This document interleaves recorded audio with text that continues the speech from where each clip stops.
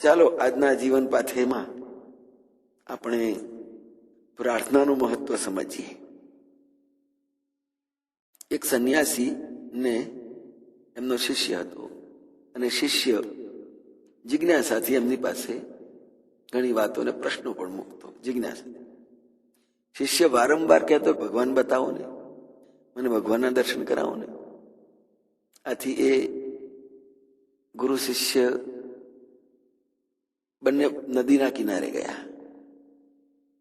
બંને નદીમાં નાહવા માટે ઉતર્યા. ગુરુએ શિષ્યનું માથું પકડીને નદીમાં ડુબાડી રાખ્યું.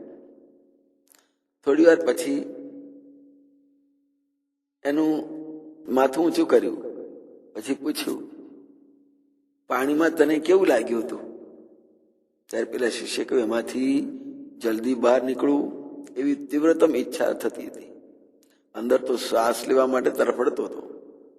ત્યારે ગુરુએ કહ્યું, પાણીમાંથી બહાર નીકળવા જેવી તાલાવેલી હતી એવી એ શ્વાસ લેવા માટે તે તું જે તરફડિયા મારતો હતો એવી જો ઈશ્વર માટે તાલાવેલી થાય તો તાત્કાલિક ઈશ્વરનો સાક્ષાત્કાર થઈ જાય.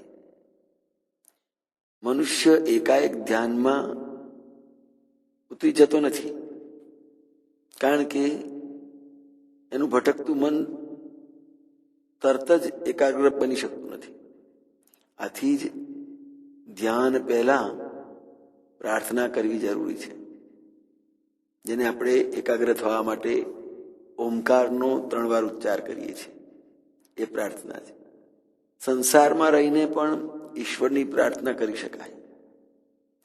એ માટેનો ઉપાય બતાવતા રામકૃષ્ણ પરમહંસે કહ્યું હતું કે એનો ઉપાય પ્રાર્થના અને સત્સંગ જ છે.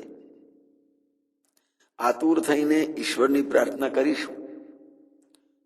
ઈશ્વર તો આપણો પોતાનો જ છે. એને પ્રાર્થના કરી જોઈએ કે તમે કેવા છો, દર્શન આપો. તમારે દર્શન આપવા જ પડશે. તમે શા માટે મને જન્મ આપ્યો છે? આમ તીવ્ર ભાવે પ્રાર્થના કરતા કરતા અંતઃકરણ શુદ્ધ થાય અને એમાં ઈશ્વરનું સ્વરૂપ પ્રગટ થાય છે.